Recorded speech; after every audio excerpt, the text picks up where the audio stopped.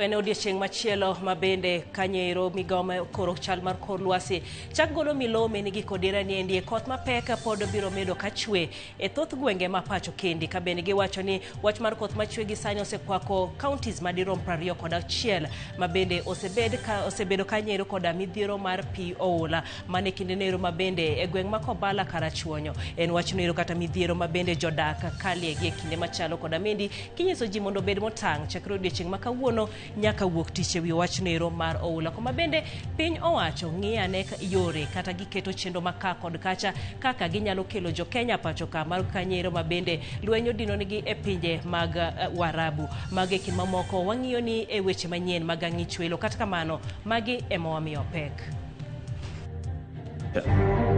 This stretch of the railway line will connect our industrial corridor in Nairobi to the agricultural heartland of Narok, Bomet, Nyamira, Kericho, and Busia counties, and ultimately the commercial gateway of Kisumu County. Motelo ne limbe mare e gwenge mag Nyanza, jatend piny osidho gedo mar ndach reru manyasani mar SGR mawuok Naivasha nyaka Kisumu.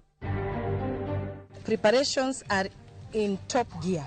Delegates have been duly informed of the meeting and its agenda. Tend ODM okwedo kweth mawacho ni dhi chano romo mar gitenge ni mar romo ma ochan en achiel motisi ni NDC matich abich juma manyien.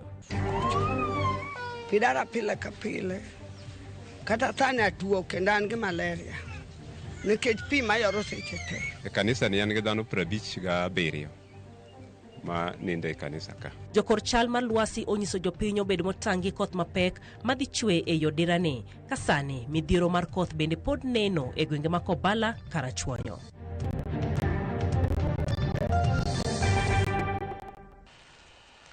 Akwa ni mondi bed kodwa nyaka giko machino ni nyinga Jailieta jaloko marwa en Wilson Ochuka.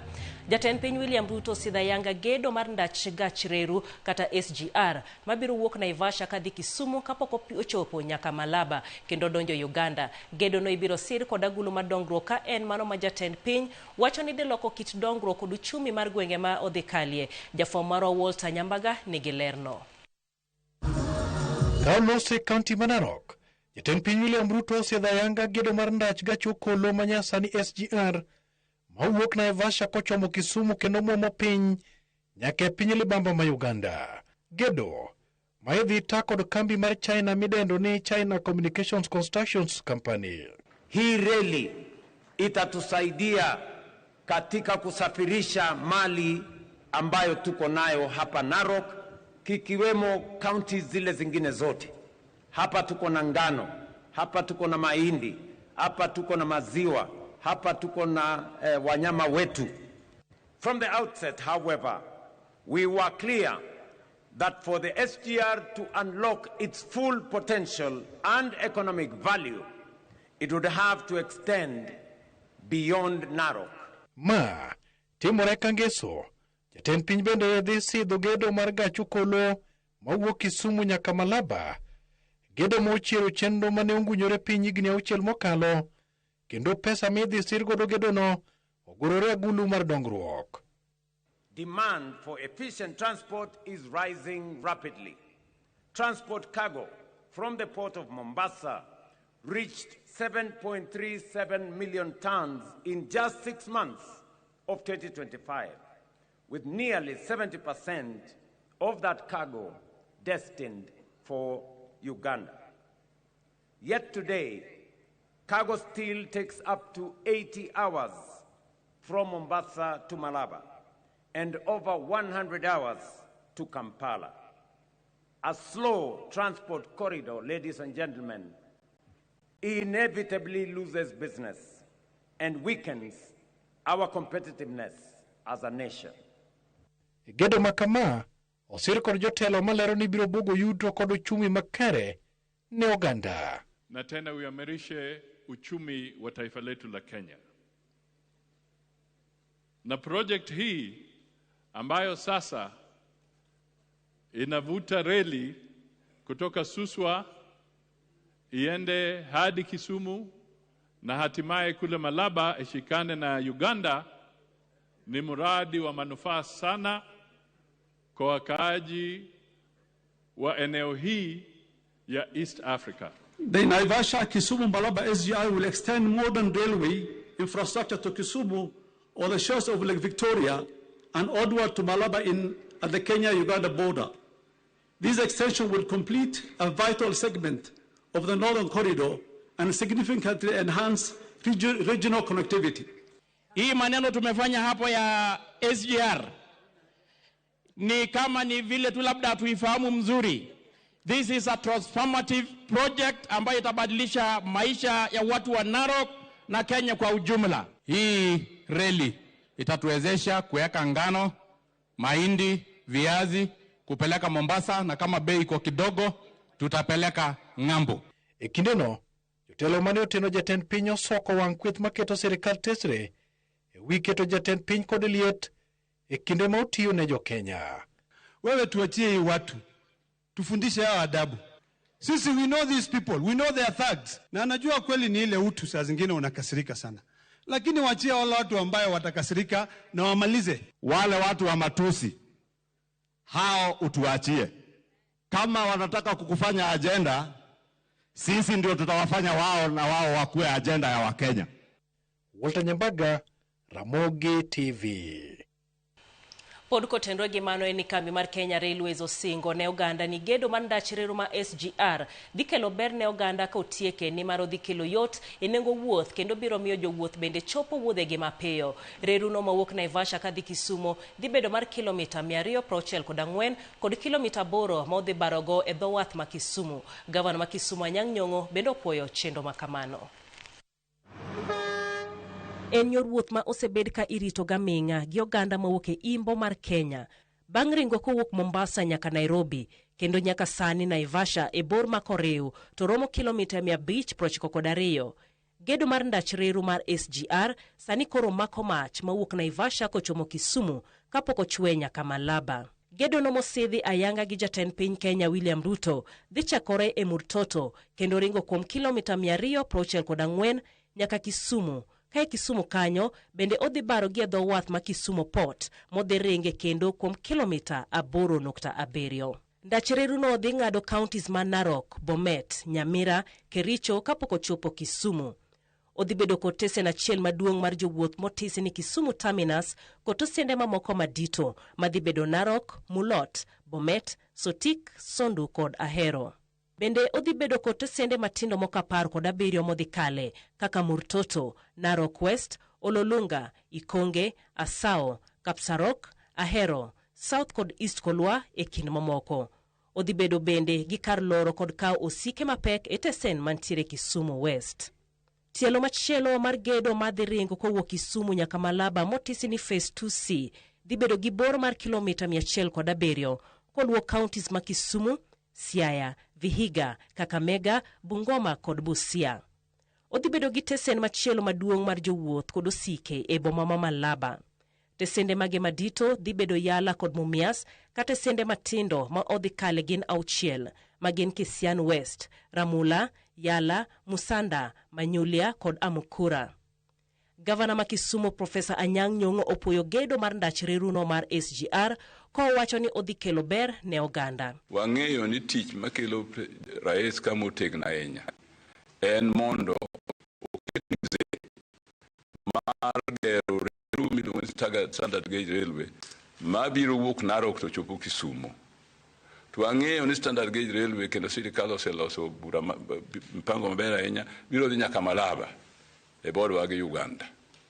To wan waparo ni kadhi nyime kucha standard gauge railway ni nonego ger machop Juba in Sudan mondo jowa manoe Sudan ka bendo koro wabed go in contact mayot kwa ido gari to chopo mayot. Mano waweni kinde mabiro. Kambi reru ma pacho ka Kenya Railways onyiso oganda ni ndach reru no dhi biro gi ber mogundho koriwo jiwo uchumi e alwora mar gwenge modhi kale, nimar odhi duoko piny nengo wuoth, chwalo wuoth mar ji kod mwandu mapiyo, jiwo ohala e kind oganda kod e alwora mar Nam Lolwe.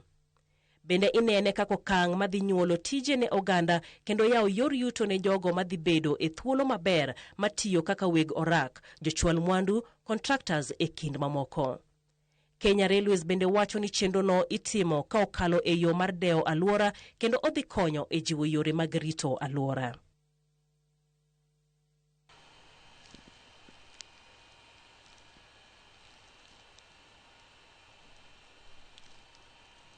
Moko kuom jotele kaunti ma Homa Bay orwako limbe mar dongruok ma jatend piny William Ruto dhi time kaunti no e limbe mare mar ndalo 4 e counties makaluo. Ruto biro donje kaunti ma Homa Bay Jumapil kama obiro yuore nyasi mar alam moriwo dinde mopogore opogore e kar chung od bura ma Kasipul, kendo bang'e obiro dhi chwo wang'e gedo mar apaya ma namba Karaboka Diedo kendo yawa yanga apaya mar Osinga Ring Road ma gedo mare osetieki e kind chenro mamoko. MCA Makanya Mwako Sewe Ward e kar chung od bura Mandhiwa Nicholas Waka otelo ne jotelo mamoko e jiwo ganda jo Homa Bay mondo bi owuog oko karomgi marwako jatend piny e limbe mare no. Adwa na wach ne jowa tema jondhiwa ni wawuoguru oko mondo warwak kir marwa mar Kenya, Dr. William Samoei Ruto. Kendo warwake gi sironyo, kendo warwake gi chia, kendo warwake gi shangwe. Nikech ang'o? Kopo ni nitiere gimoro amora madwa nyis kido moro madibed chochni, to biro nyiso ni wan kaka oganda mar joluo wakia kama wadhiye, wakia kama waaye, to wakia bende chandruok mwasebedogo. Omiyo nadwa kwayo jondhiwa, ibed ng'ama nie telo sani, ibed ng'ama onge telo sani, ibed ng'ama dwa bedo jatelo makiny, ni kar wach William Samoei Ruto ni twariwre uru waduto. To projects masani waneno Mobi kagi pok ni waneno kane ndalo mane Uhuru oriwore gi sirikal ma oriwore gi Raila gini. To sani nyaka ne Raila tero broad based government waneno lokruok maduong' kata yo Mobi town ka. Kidhi e gwengwa kucho wan gi lokruok malach. Kwayo kwe makende ne political leaders. Ni ka wendo biro limo differences makor gweng ka mondo ji owe mondo warwak ker. Ka ker osadhi, ka ng'ato nigi problem gi wadgi, to gichaka kama ne giwe. Tond Bush ODM kotene gi jakom Gladys Wanga olando ni romo mare gi maduong' motis ni NDC dhi timore e alap ma Jamhuri bore Nairobi tich abich juma manyien. Romo no ODM wacho ni oseket ne ikruok ka bende giseyo kweth machielo motis ni Linda Mwananchi manyo wacho ni biro bago romo mar gitenge. Eric Owenga nigi lerno. Odiochieng' achiel kende tok kweth mar Senator Sifuna lando kendo kiro lwetgi ne romo maduong' mong'ere kaka NDC, jakom mar ODM Mikael Gladys Wanga gi Lange oramo ni romo mar chama ma ibiro bago bore ka en achiel kende ma oselandi gi kuku mar ODM. Wanga kane twag gi jofwamb weche loktich mar ODM ka otene gi jaod bura ma Busia Catherine Omanyo kod jaod bura ma Suna East Junet Mohammed gilero ni jokanyo duto kata delegates mag ODM biro chopo e lap ma Jamhuri mani ka chung'ure ma Kibra mar puodo wach kaka ginyalo tego ODM. We have 1 week left to the event and wish to inform our members and the general public that preparations are in top gear. Delegates have been duly informed of the meeting and its agenda. NDC bro bedo manachiel. Kendo bro bedo Jamhuri grounds ni. Tie joma wuotho ka wacho ni kia waloso NDC machielo, ginyalo loso rally, ginyalo loso party, ginyalo loso gimachielo, lakini mano ok NDC. NDC nyaka luong kaluwore gi chik mar chama. To mano ema wasetimo kendo wabro timo juma manyien mabiro. Koro wadwa nyiso jowate ni kanye ma NDC bro bete kendo bro kalo gigo mano kal gi National Governing Council kachiel gi NEC mar party. Kweth mar Linda Mwananchi tich adek mar jumani kane otelni kod gavana ma Siaya James Orengo gi jalup ogai mar ODM Godfrey Ososi nyocha osemo mokalo romo mar NDC no ka gilero no bage e tok chik mar chama no. Jalup ogai mar ODM Ososi nodonjo duond buch ODM higa mag 2021. Others destroyed the ANC, we gave them accommodation. Now we want to destroy our party. We will not allow that. And we are prepared for the NDC. Watu wakutane mundu kumundu. There are no more jokes again in this party. We will meet face to face. If you want anything, come to the NDC and you will face us there.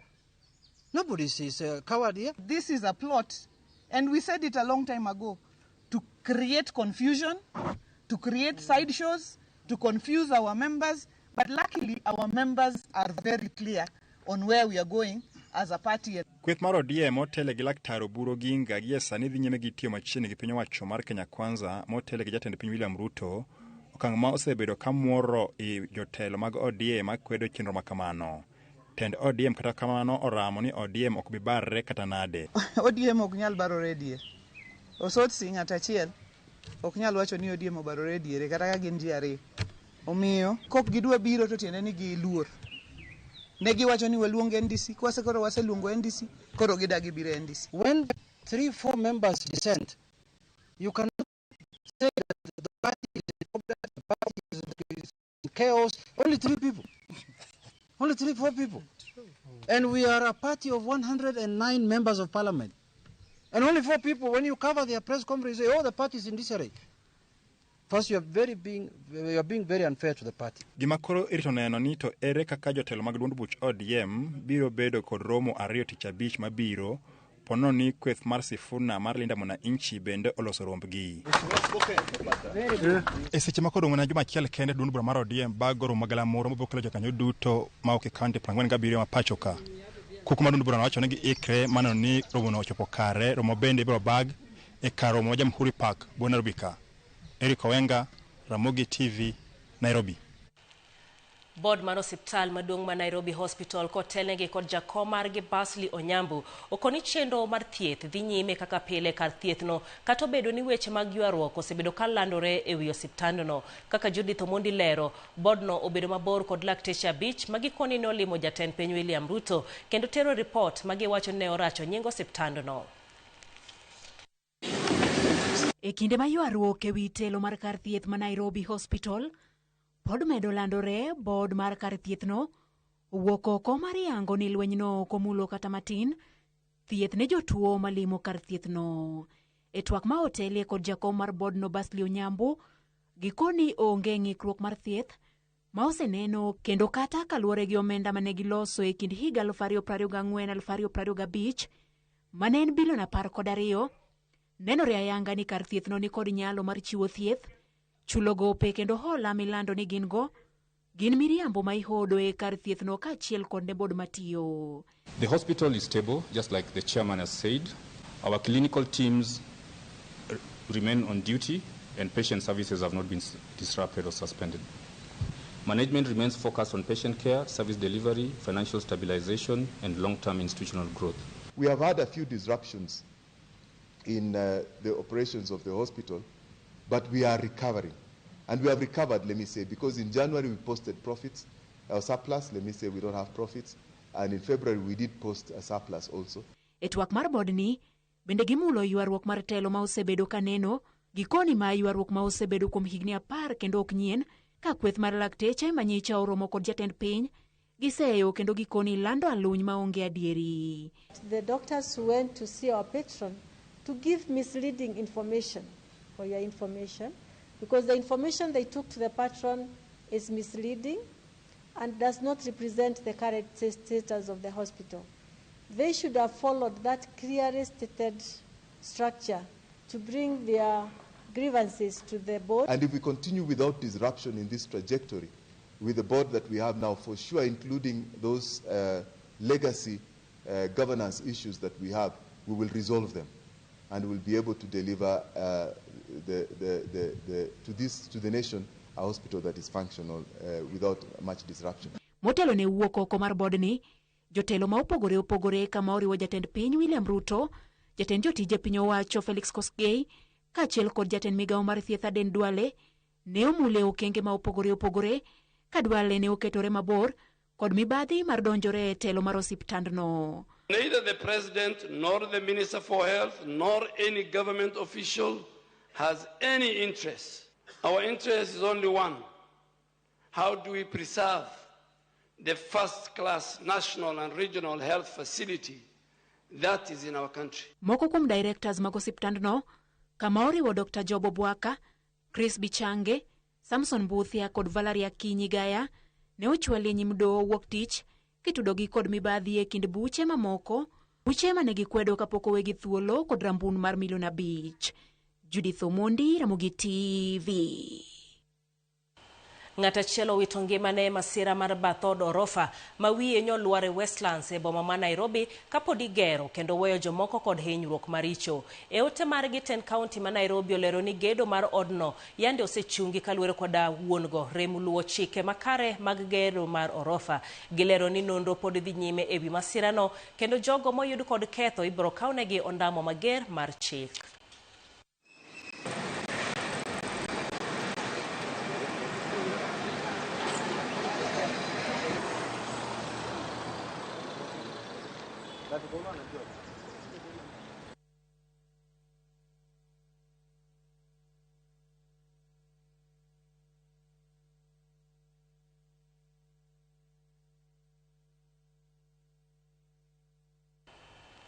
Jokor chal mar kor lwasi okwayo jo Kenya mondo beda kicha kendo ikre ne koth mapek mogen chwe pacho ka chakre kiny tich abich jumani nyaka chieng' tich ariyo juma manyien. E lipot makende mochwal kod migawo mar arita ji 73 osewito ngimagi e aula mar koth ma ji maromo 7 pod olal kendo imanyo. Kaka jafwambo marwa Cynthia Onyango lero, sirkand Nairobi dhi nyime gi muko kuonde ma oger e wang' pi.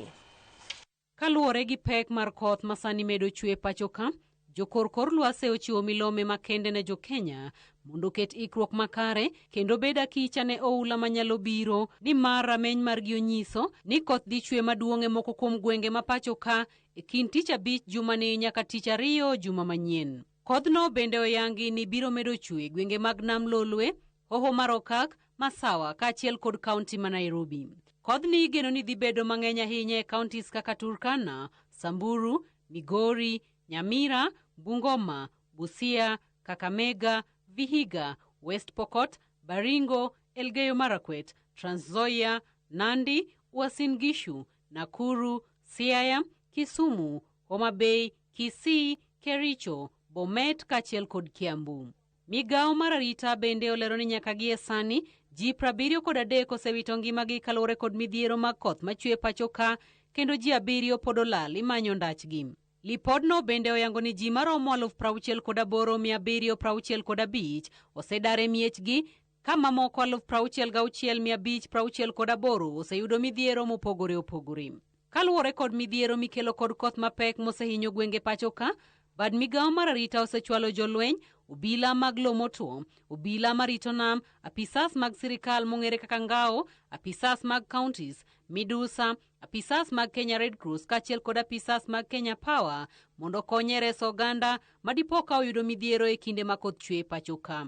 Ikruok makama oketi e kinde ma tend kaunti ma Nairobi kotelnegi kod gavana margi Johnson Sakaja ochako muko genga ocheko chakore kod kar chungo geche ma Westgate Mall kod odundu mag pi mayudore chumbe ma Nairobi mayande oyaki kendo gerie kuonde chungo geche ataro mar chik.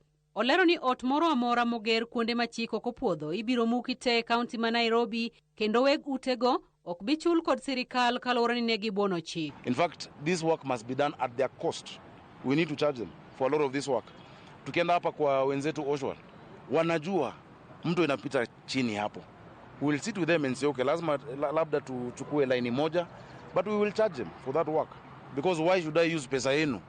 Pesa ya mama mboga, ule analipa shilingi 50 kwa soko. Pesa ya mwananchi ambaye analipa ushuru niitumie tena kusaidia mtu ambaye amefanya makosa. Haifai kuwa hivyo. Sakaja bende okwayo jodak ma Nairobi modak e genga oche kod kuonde ma ula nyalo muomo mondo dar chon mar geng'o midhiero mar thoe mag oula, ka sirikal bende okwayo jogo modak kuonde ma hinyo sienyore obed motang' ahinya. Na tunahimiza watu, kama unajua uko pali ambapo ustahili kuwa, tafadhali ujisongeshe kabla tukufikie, because lazima tuchunge maisha ya wananchi, lazima tuchunge maisha ya Wakenya. Kuna wale ambao wamepewa notices, tumefanya marking, tumeweka ex riparian, na watu wasifikirie hii ni kama awali ambapo serikali ilikuwa inaanza alafu inapata uoga inarudi nyuma. Sisi hatutarudi nyuma, tutafanya hadi tutimize. Cynthia Onyango, Ramogi TV, Nairobi. Sigana no mar kedo koda midhiech oula e kaunti ma Nairobi bende makoro tero wa yuyo marwa mokwonge wechegi manyien mag ang'ich welo. Erokamano ahinya kuom ote ni George Mboke mar okelwa. Iwacho ni George Mboke iwacho ni jatend piny okelwa dongruok wan broad base. Oimore Jael ayie gi jakom mar chama mar ODM gi Junet gi mak mana kanyo mano Fredo Suru kentere Dandora. Ote machielo nyisa kendi ni anayie gi jatend piny otiyo maber. President chon ne okuothi imedo kanyen Ruto tano tena mano oraro wuod Nyasiaja mabinjo kentiere gwenge mag Asembo. Lawi wuod Adore kentiere Renya. Iwacho neno Ramogi TV yo nero makare intiere koda jodalani. Franka wuok Nyabondo iwacho ni intiere koda Deye ni kendo uneno weche manyien e yo nero makare. Erokamano ahinya kuom ote mari. Eric Nyumba iwacho ni intiere dala ka ineno weche manyien mano wuod Boye ka ineno weche manyien manyien. Ka Martin Ochieng Lago kawuok Rueya wacho ni bende koro iluwo mana weche manyien mago mag ang'icho. Locha wadhi e yueyo marwa mokwongo, yueyo macho kabisa, wadogo kod weche manyien mamoko kik idhi mabor.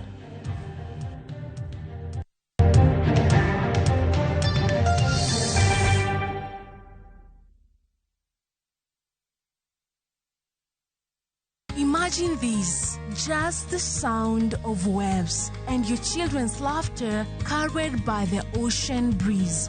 Diani is for you. Tiny footprints on warm white sand, moments that remind you what truly matters. Family. From 47,600 Kenyan shillings per person sharing for 3 nights, or for those who imagine discovery, then come experience Mombasa. Shared plates of Swahili cuisine, vibrant coastal life from 39,000 Kenyan shillings per person sharing for 3 nights. This Easter, don't just travel. Choose the story you want to tell. Book now with View Travel.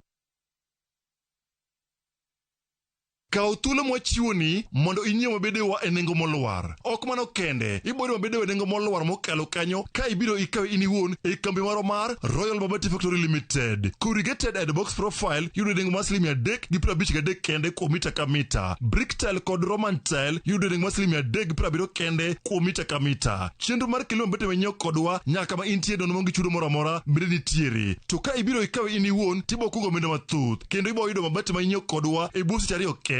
You are told Sunday number 0722638383.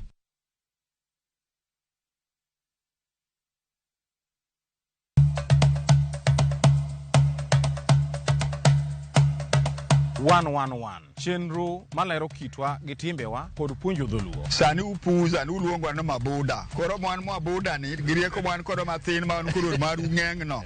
Ema sokelo nu seda. Wasewuotho mar kelo ni juok ogandawa kod ber magisekelo e ngima onagi. Dayo ne puonjo nyathi manyako kosechope ode. Puonje kaka onego oriti family mare. Udikoda an James Rabala Kwase Rajabu owarga chie. 111 Ngeso ka ngeso, saa 1:45 otieno.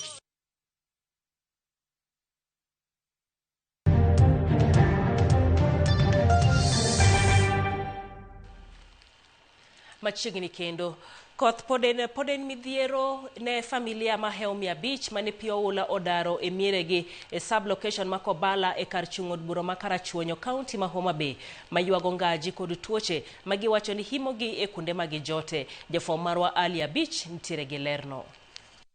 Kum thuolo madirom jumbe ariyo familia moingo 100 mane olo dare mieregi e gwenge mopogore sub location ma Kobale ka chudbura ma Karachuonyo kod jote kanise mopogore mane otergi banka piola ne momore utegi kendo kelo kethruok mag mwandu ka achiel kod puothegi. Familia go ywak ne gineno mateke kanise ma koro gi jote nyaka ne pidargi e mieregi kamotingo kech magi wacho ne chamogi kanise magi jotego ka achiel kod pek mamoko banka puothegi mane gipuro bende piola na ywero kod chamegi maonge gima gene i puothego. Bedo kod tabu pidara wa di chieng kodi chieng anada kedo pikucho pidara pile ka pile kata tana tuo kendan gi malaria nekech pi mayoro seche te koro ka wij maber ngimana ta kwayo sirikal ni ko yie to kelnwa kony konyo gi kelo to koromo konyo se kelnwa ka mama njo kelonwa kony jo Red Cross be no kelonwa kony ma wan gi nyithindo matindo to kanisa ni obedo congested makata kaka wanind gi nyithinde wago samoro tamowa nets waonge gi chiemo samoro ing'e ka ji odak e kamp kama ing'e ni kidak odi to kata ukichiemo to ok lich to ka ji odak e kamp kama to ka ok ochiem to inena nena ka nyithindo gi eki ok ni kare. Joma ng'eny ninde logi mkeka kende to gino miyo nindo yani ok bed mayot kodwa. Giwacho ni gin kod luoro anyato banka migawo mochune koro futo mar yame pachoka ne olando ni koth mapek biro dhi nyime koro chue e counties mogomba kod nam Lolwe ka achiel kod gwenge mamoko e pachoka. Gino ma giwacho ni biro miyo aora Miriu medo pong' kendo kelo negi chandruok e kor gwenge makono ka giwacho ni giol gidare miregi higa ka higa kinde ma koth chue kendo gijiwo sirikal mondo otie gedo mag dak e genge aora Miriu mar tieko chuoth wacho oula mosebedo ka darogi. E kanisa ni en gi dhano 57 ma ninde e kanisa ka ka pigni obiro noyweyo chamgi to kendo yweyo alote gi manyo gimanyogo pesa to kendo reche bo olal. Koro wan gi tabu ka ma emomiyo ka gibedo ka sani gima ginyalo chamo be tabu. Nyithindo ma dhi sikul ok nyal somo yo maber nikech pi okawo buge nyithindwa ta odhigo. Sani ochuno wachak wadok manyo birth certificate manyien mag nyithindo nikech pi. Mago gik ma pi emotimonwa. Ka onge pi to mago de ok wachak wadoke. E kanise ma koro gi jotego ngima gi nitie andaki mar gamo tuoche mopogore ka migawo mar thieth e sirikand kaunti ma Homa Bay ka omakore gi riwruok moko mar piny owacho mar MSF osebedo ka chiwo negi thieth nono maonge chudo mar geng'o tuoche manyalo jukogi. Tuo mokwongo wayudo airborne disease. Airborne disease seche ma wayude nikech samoro ng'ato nigi ahonda. Sama en gi ahonda kofuolono to nyini nyaka ni yud ahonda. Sama en gi homa no gir nyaka ni yud homa no. E kamp kucho jowal othiedho tuoche machalo kaka tuo mar malaria ipimo kanyo endo kendo yath nitiere mar AL imiyogi kendo ng'ama yud gi malaria tithiedho kendo dhi dala. Dok e kamp. Sani kwa ng'iyo from kaka ne wachako last week tuo mar malaria osebedo ka monjo gi koni gi koni. Alia Beach, Ramogi TV, Homa Bay. Piny owacho osechako chenro maduoko pacho jo Kenya modak e pinje mag jo Arabu kaluwore gi lweny madhi nyime e kind piny Israel kod Iran. Jo Kenya maromo 15 ne ogol e piny Iran otieno manyoro kendo gichomo e piny Turkey mar idho ndege makelo gi pacho ka. Kwan jo Kenya madwaro mondo oduok gi pacho kae osemedore chakre otieno manyoro kaluwore kod medruok mar lweny makamano kaka jafwambo marwa Chris Owino leronwa.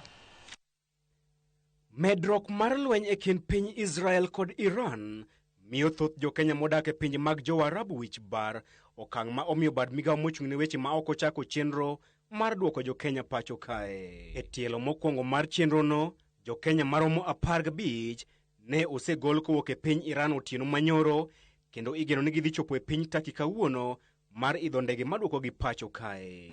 At the moment we have 15 whom we are trying to repatriate out of Iran. It was only yesterday we were able to get them out of Iran into Turkey. They are traveling by road as we speak. They are trying to get to an airport where we can airlift them. We cannot request everybody to now come back to Kenya. Whichever case, a lot of them are believe that they are still safe where they are, and they are waiting for that target. But we do have a critical number who've already requested to be repatriated. Kaoloso e nyim komiti mar od bura mochung' ne weche ma oko, jambetre Helen Gishui mar bad migawo mar weche ma oko oyango ni gidhi dwaro omenda maromo $400,000,000 mar duoko jo Kenya modak e pinjego ma oseoro kwayo. We are asking for 400 million because of the numbers that we have and because of the costs that we have already incurred. This ties in with the question with the honorable member about what is ongoing with Iran. Gishui wacho ni kuom jo Kenya 500,000 modak e pinjego, thoth gi pod ok dwa duogo pacho kae ka gin kod geno ni lweny makmano ok dhi landore kuom thuolo malach ka bende oyango ni onge ja Kenya moro amora mosewito ngimane kata yudo hinyruok nyaka sani. And I believe we've all seen what happened last night. There's been a great escalation. And the numbers, our call center is now hot. We have increased the number of officers who are manning the call center. All the 12 lines are busy because people are now registering in the DIMS portal that we have. They're all registering for repatriation because it seems that the issue is escalating beyond what we had anticipated. Gishui bende omedo lero ni gimiyo pek nyithindo kaachiel kod joma ochando e chenro mar duoko jo Kenya pacho kae, ka bende olero ni joma oro kwayo kende ema iduoko pacho kae. Because of the numbers that we have in the Middle East, over 500,000, that is not a number that we can say we are going to airlift everybody. So we do it on priority basis. We normally do children first and the sick, we see. And we also repatriate the Kenyans who are willing. A lot of the Kenyans are still at the mode of they're waiting to see because a lot of the people in the Middle East are not moving out of the Middle East. E komachielo, jatend migawo mar jolweny Soipan Tuya osingo ni jolweny ma pacho kae oikore mar miyo jo Kenya arita kowuok e monj moro amora. So in short, you're saying all missiles and drones that are targeted on our country will be intercepted. We are in good posture. We are in good standing to respond to any emerging concerns that in the minds of every Kenyan citizen. Jo od bura onyiso migawo mar lweny ni kik githung' kor jolweny kod chenro mar gero pawe mag tuke kendo weyo piny Kenya kama ng'awo kalure kod tudruok mar Kenya kod piny Amerika. Jatend migawo mar lweny Soipan Tuya osingo ne oganda jo Kenya ni jolweny ma pacho kae obita kicha ne monj moro amora manyalo timore e kembe mag piny Amerika man pacho kae kalure kod lweny madhi nyime e kind piny Israel kod Iran. Chris Owino, Ramogi TV, Parliament Buildings, Nairobi. Familia moro e kaunti ma Kisii obago nyasi mar timo ranyisi mar iko mar wuodgi mong'ere kaka Cliff Leden, rawera manowito ngimane e piny Russia bang' kane orwake e kweth jolweny ma pinyno. E nyasi ma kamano manopong' gi kuyo, familia no wacho ni gikia kuma ringre wuodgi nitie nyaka ne giyud milome ni notho e piny Russia. Sharon Ong'ao gi ler mathoth. E gweng' ma Nyamataro mantiere e kaunti ma Kisii, familia, wede kod osiepe mag Cliff Leden ochokore ka mar timo ranyisi mar nyasi mar iko. Nyasi ma otim maonge ringre moramora. Na uhai.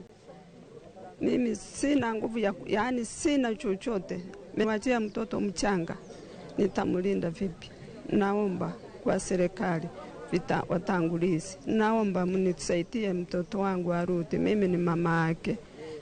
Tangu nisikia hiyo maneno sina njia yoyote, ni kulia tunalia usiku na mchana. I'm so disappointed by the government after we have waited for more than 2 months, and then yesterday they said that we are not going to have the body nor any compensation, nothing at all.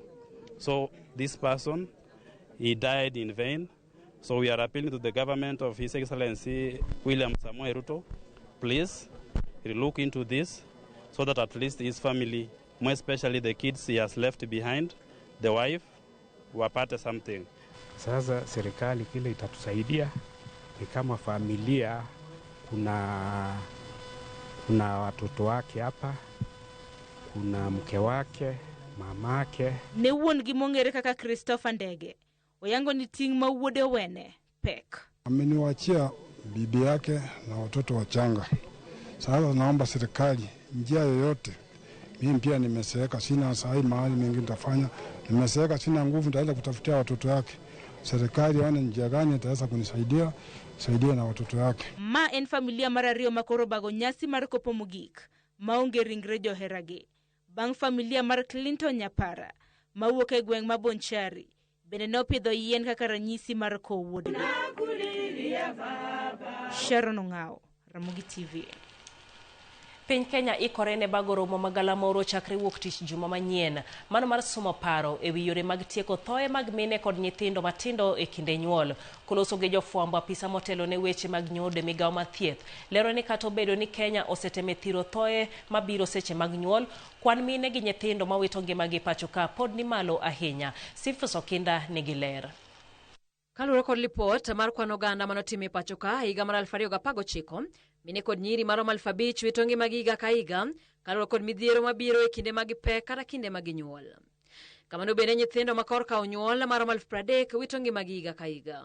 Achiel kuom okenge mag tieko thoego kendo chopo kare lek mar 2030, piny Kenya dhi bago romo magalamoro motis ni International Maternal Newborn Health Conference chakre wuok tich juma manyien. We would like to learn more on how other countries have affected their integration. I think that is still one of the issues, and that's the reason why I'm talking about. We are going to the conference to learn, share knowledge, get the best practices and the strategies which are working.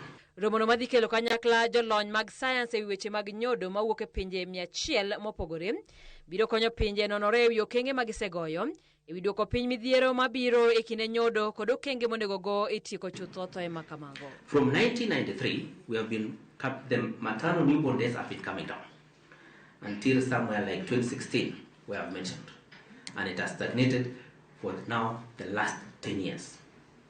So the reason is, having known that data, then this is now why we are doing the awareness and RRI, because we have realized that we are not making progress. Migawo mar thieth lero ni gisetemo goyo okenge mathoth e duoko chien thoe makamago kamoting'o chako keto nondo jotuo kod medo masinde ute thieth mapacho ka. As you are all aware that the DHA, the digitalization has now happened in about 28 counties, and that is part of getting real-time data, because it's availability of data which will advise and provide policy direction on what interventions needs to be done. There has been an increase of incubators in our newborn units from different funding that we have as national government. It is something that we are working towards. We are not yet there in terms of, you'll find some high burden facilities, we are still grappling with that challenge. But currently I can confidently say it has been work in progress, and we are having facilities, having more commodities and even incubators, and babies not sharing as much as before. Kamano migao no lero ni nitiere weche matama kamoting'o minere mchope od thieth sama winjore kod kwan mapiny ma jochiw thieth ma pod mono lakteche chiwo thieth e yo makare. When it comes to quality of care and our healthcare workers, our numbers are still low. In terms of, then, for example, if it's a nurse, a pediatrician meant to attend to the newborns, the numbers are still low. And also, in terms of their expertise, we've been training many of the counties and healthcare workers when it comes to comprehensive newborn care. This training that we have been doing has shown success and has shown that once you equip them with the quality care that they need to provide, the numbers will go down. So the first delay in this model is called the delay within the community, a delay to make that decision to go to the hospital. The second delay is what happens from the point of making the decision to go to hospital and arriving. Romono biro bagi boma Nairobi chakre tarik 23 nyaka 26 mar dweni. Simfrozo Kinda, Ramogi TV.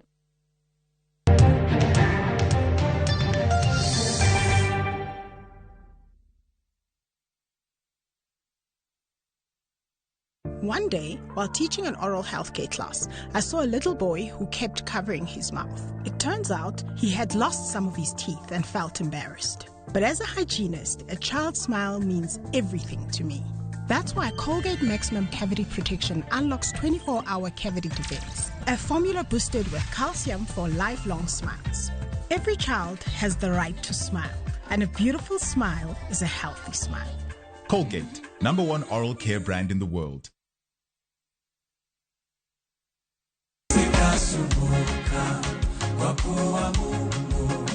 Ananitunza daima, anachukua mizigo yangu nyakati zote za mwendo.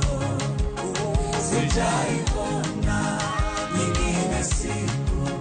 Kupata wimbo Sitasumbuka, iwe sikiza tuni yako, bonyeza *860 *413 #. Sikiza na Citizen ni nyumbani kwa wasanii wote.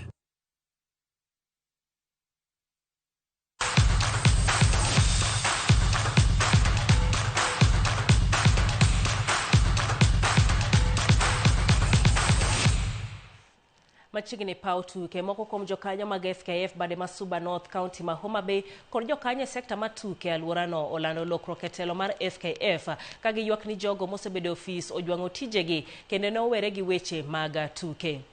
Eromo margi ma kanyakla managers mag timbe mopogore coaches kod jokudh firimbi kata referees kar chung'od bura masuba North okoni telo mar FKF malworano ne oseweyo tich kendo giserem neno ni chenro mag tuke alworano odhi makare. Kotenegi kod jakom manyien ma FKF Paul Diela gino ochunogi mondo gikaw okang' mar chungo jogo mane nitiere ofis nikech giserem nyiso dwaro mar tiyo tije manomiyo gidonjo afisno.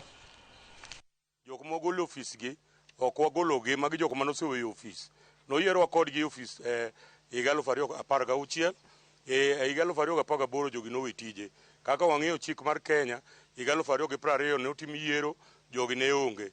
Kane odok e yiero mar higa 2020 to Nick Mwendwa ne kaka chik ne dwaro ne wacho ni sub branches duto ne bende ne nyaka tim yiero. As members of the Super North Kenya Football Federation, we have decided that all these rebels are suspended and expelled because they have violated Football Kenya Federation rules and regulations.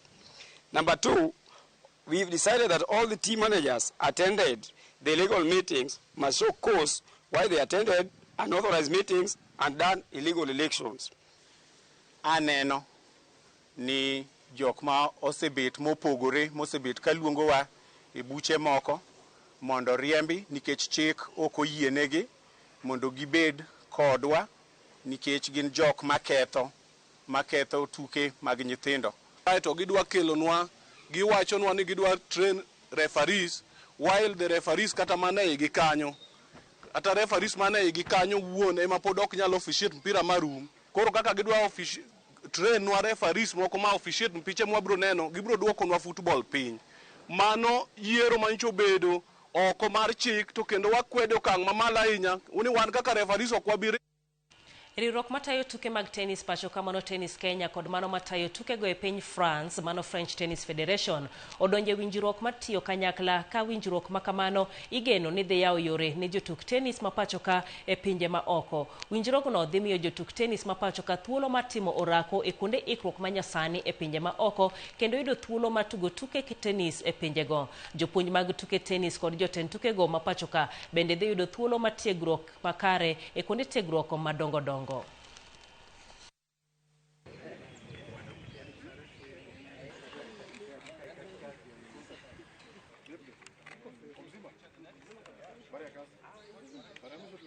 This opportunity is a once-in-a-lifetime opportunity, and you should never take it for granted, because like the people out there who'd want this opportunity and some of them don't get it, so we'll have to utilize this to the max. As Tennis Kenya, we are looking to put up a public facility at Kasarani, and the best way to do it is also that we do the best courts from the beginning.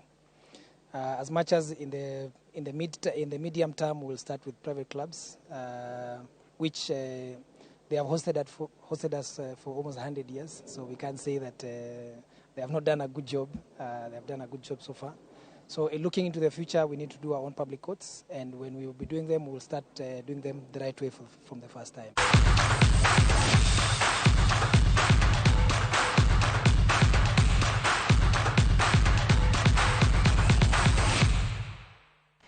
Erokamano ahinya Benta Omoli wacho ni intiere gwenge mag Dandora kendo isebedo kiluwo wechegi e yono ero makare.